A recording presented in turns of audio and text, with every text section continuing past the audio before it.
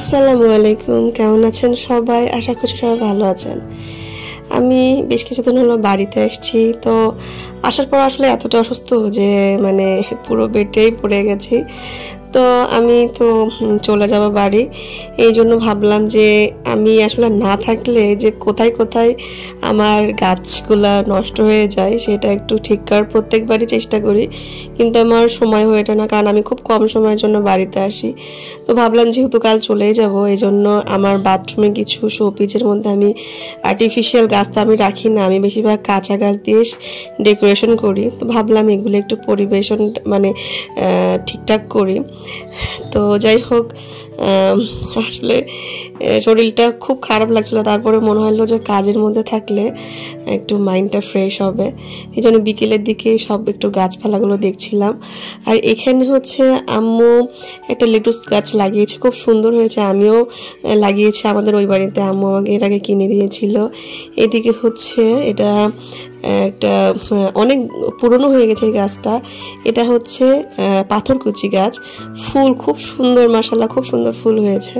তো আমি খুঁজছিলাম যে কি গাছ হচ্ছে ঘরে ডেকোরেশন করবো, একটু চেঞ্জ করবো ভাবছি, আগে যেগুলো ছিল সেগুলো রাখবো না। তো হঠাৎ এটা দেখে মনে হলো যে এই গাছগুলো রাখা যায় কি না। তো এই বারান্দার আরেক সাইডেও কিন্তু পাথরকুচির গাছ আছে, সেখানেও ফুল ফুলেছে। আমি এর আগে ফেলে দিয়েছিলাম কিছু গাছ, দেখি আবারও হয়েছে। আর এটা হচ্ছে কাগজ ফুলের গাছ। এটা শুধুমাত্র শীতে হয়, আমাদের বাড়িতে দুই রকম আছে, একটা শীতে হয় আর একটা সারা বছরই থাকে। আর এটা যেমন শুধুমাত্র শীতে হয়, এটা অনেক ডিপ কালার। তো যাই হোক, কিছু গাছ কাটিং করে নিচ্ছি।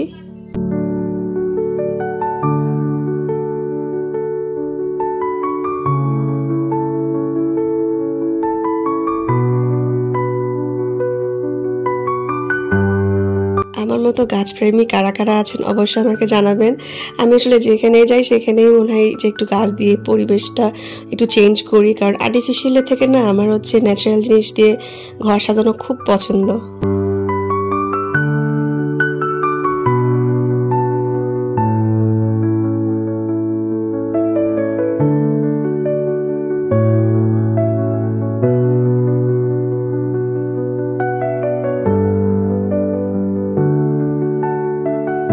যেহেতু আমি হচ্ছে গাছগুলো বাইরে থেকে নিয়ে এসেছি আর বাহিরের ধুলাবালি অনেক পড়েছিল, এই জন্য ভালো করে ওয়াশ করে নিচ্ছি যেন পাতাগুলো একদম চকচকা হয়। আর এবার এটা কাটিং করে নিয়েছি।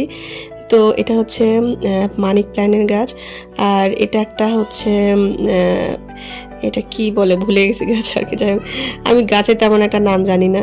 তো এই ডালটা দিয়ে হচ্ছে আমি ট্রাই করছিলাম রাখার, কিন্তু কিছুতেই থাকছিল না। অনেক কষ্টের পরে ফাইনালি আমি এই জায়গাটা ঠিক করলাম। তো কেমন লাগছে বলেন? আমার কিন্তু এই শোপিসগুলা খুবই পছন্দ। বেশিরভাগ আমি এগুলা পূজার যেই মেলাগুলো হয় সেখান থেকেই কিনি। তো এই জন্য মানে অনেক দিন ধরে গাছগুলো নষ্ট হয়ে গেছে। প্রত্যেকবার এসে চিন্তা করি যে ঠিক করব, কিন্তু ঠিক করা হয় না। যাই হোক, ফাইনালি আজকে ঠিক করে নিলাম। আর আমার বারান্দা মানে বাথরুমে আমার কিন্তু গাছপালা খুব পছন্দ, আমার ওই বাড়িতেও রাখা আছে। আজকের আমার আম্মুর বাড়ির এই ছোট্ট একটা ব্লগ আপনাদের কেমন লেগেছে অবশ্যই জানাবেন। আর আমার জন্য কিন্তু দোয়া করবেন যেন আমি তাড়াতাড়ি আমার ঠান্ডা কমে যায়, আপনাদের সঙ্গে যেন রেগুলার ভিডিও শেয়ার করতে পারি।